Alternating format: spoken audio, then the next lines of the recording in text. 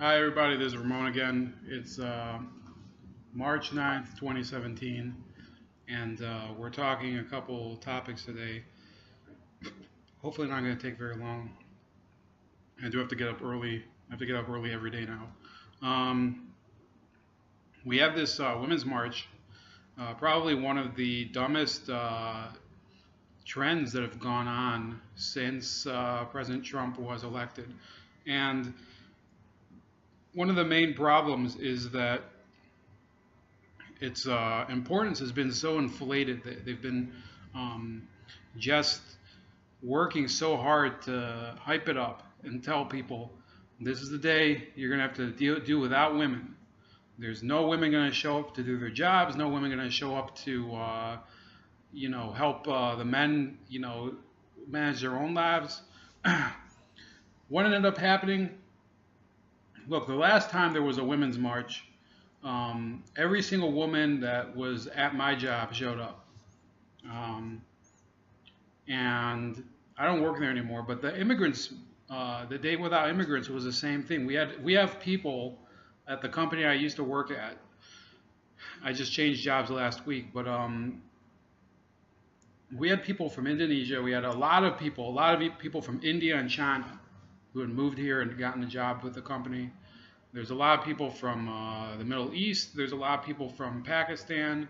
There were a lot of people from Latin America. Every one of them showed up. It was these strikes, as they're called, are virtually without any effect, and people try to magnify the effect of these marches. And I'm going to try to explain these marches really don't represent anybody.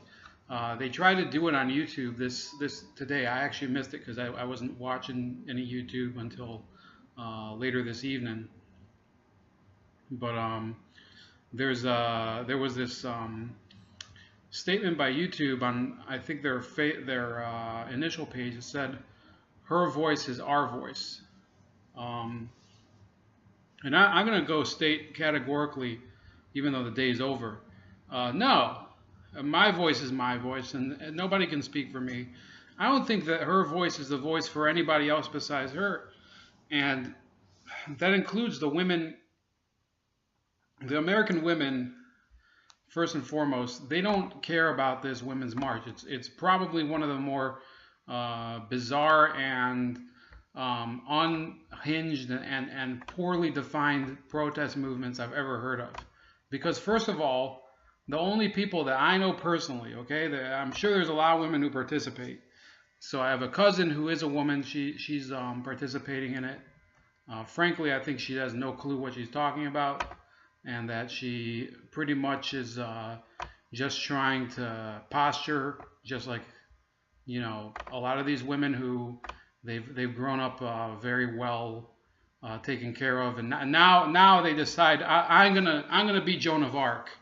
After I'm comfortable and I'm settled in life, and I have somebody else who can make up for my income. Now I'm gonna go out there and really put my face out there. But there's a couple of other topics I want to touch on here. I wrote this on the Bold Facebook page, and I titled it this: the day in day out Women's Day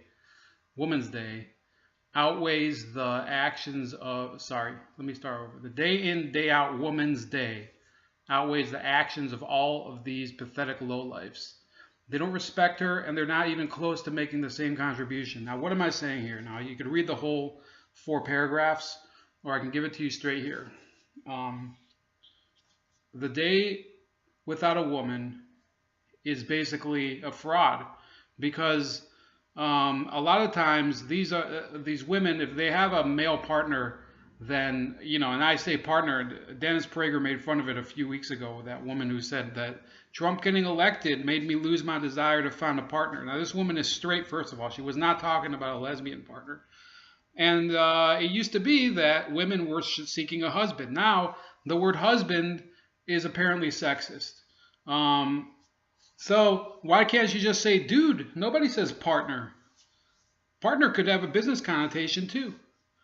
Okay, I'm looking for a business partner. Now, what I was saying there was this, that in my entire life, I've had all these women that I've had to take orders from, and it's never really been a problem for me, and I still don't have a problem. Um, and that's exactly the point, that the women that were my managers, they were my commanders in the army. I had women that, I mean, not all of them were good. I'm not going to say that they were all perfect, but I never had a problem with them giving orders, especially because a number of them were actually very good. There's a lot of cases where female in authority is actually better than men, because men, we're all about the fuck you attitude. If a dude crosses me, if a dude disrespects me, I'm not letting it go unless I get some sort of give on his end. It's all about that dog mentality. And I don't fucking give a shit about doing what's right for karma or the chi or whatever. When somebody crosses me, I don't give a fuck. You know, and I'm talking about a situation where I clearly see somebody disrespecting me. I think a lot of men are like that. I've seen it happen at the jobs I've been working at. I've had it happen where I've been the person who's dissed. I've had it happen where I'm the person dissing the other guy. And it happens with women too. But women with men, a lot of these women who get to positions of authority, they're the ones who know how to balance all those egos, who also know how to, you know, they have the patience and the capacity to compromise. A lot of these dudes, they don't give a fuck. They'll go full on and not even stop when they want to do something so hard. There's this phrase that they're popularizing again right now. It's called "Is this the hill you want to die on?" And the connotation was, I think it came mostly from wars like Vietnam. It might be from somewhere else too. And the meaning is this: that there are certain positions that it's not even worth it to take them in a war. That if you sacrifice soldiers to go and take them, they offer no yield from it. It's almost like the battle is meaningless.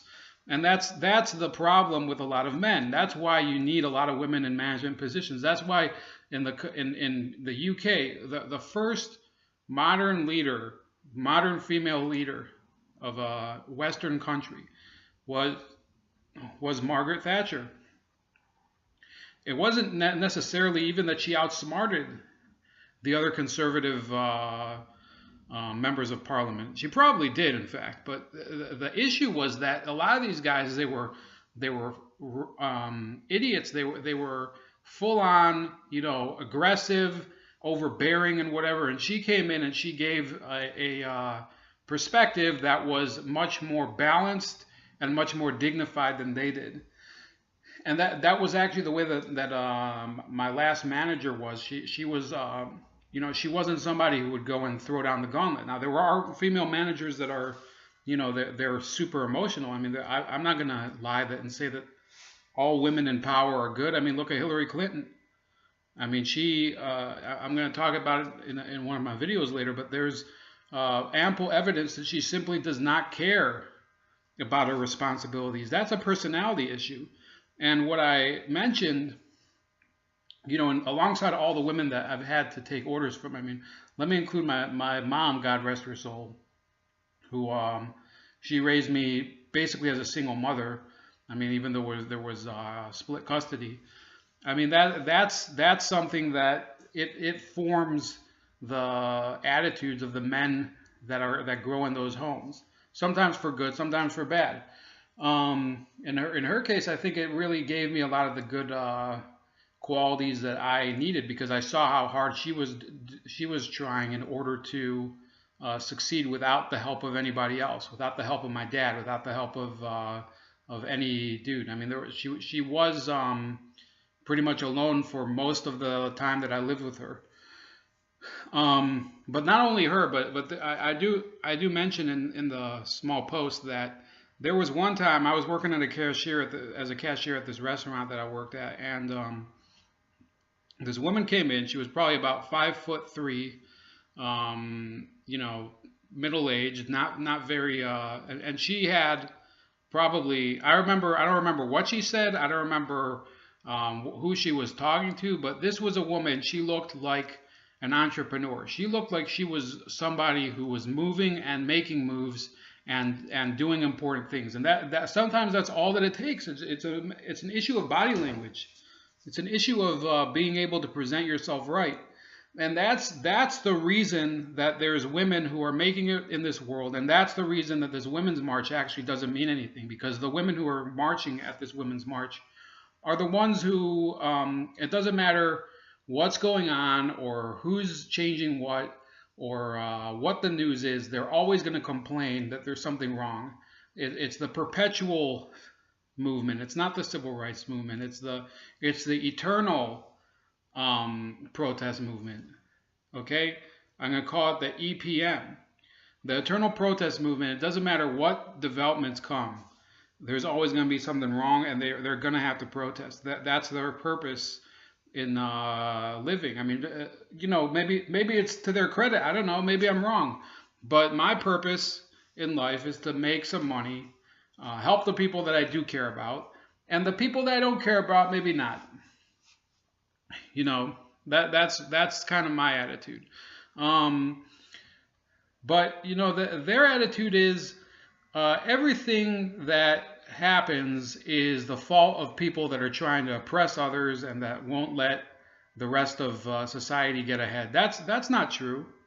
If it were true, then why are you able to take off a day from your job and go bitch at the rest of the country?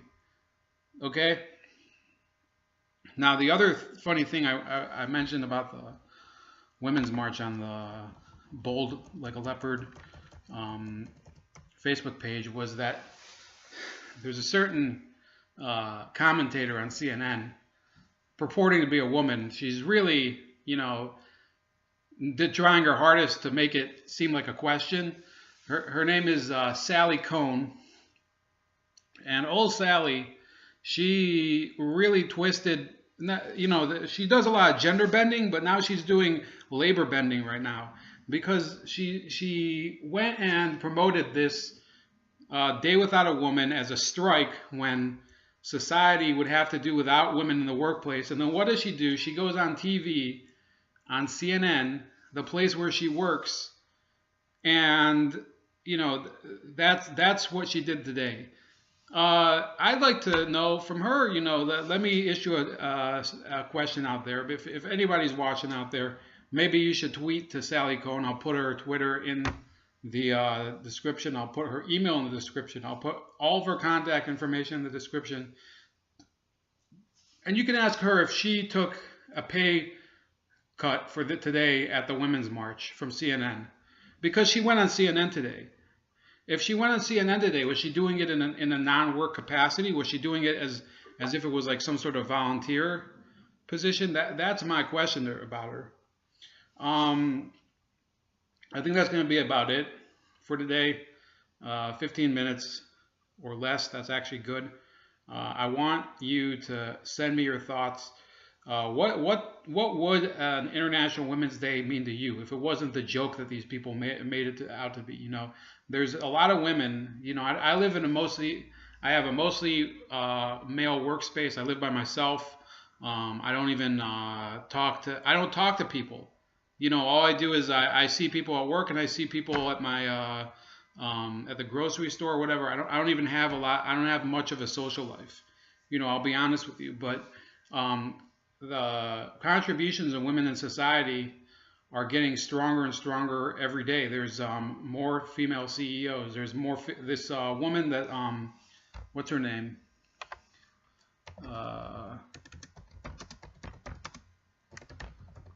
She's Indian. Indra Nooyi. She's the CEO of Pepsi. This massive company. I hate Pepsi, by the way, but she's the CEO of Pepsi, and she's an Indian American, and she's on this Trump Business Council. There's a lot of women out there that are they've already come so far, and this type of attitude that just trashes their accomplishments. And I think that's really the problem.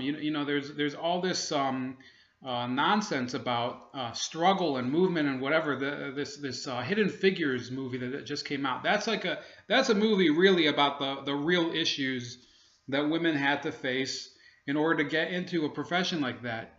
and not this crap where you dress up like a foam twat and walk around like anybody's supposed to. That's you know, pay attention to me. Pay attention to me. You know, it's not I want to be like everybody else. It's I want everybody else to look at me. That's what it is. Anyway, have a great Thursday. This is Ramon with Bold Like a Leopard, and we'll see you around the bend. Comment below, and remember, ask Sally Kohn if she got paid for today.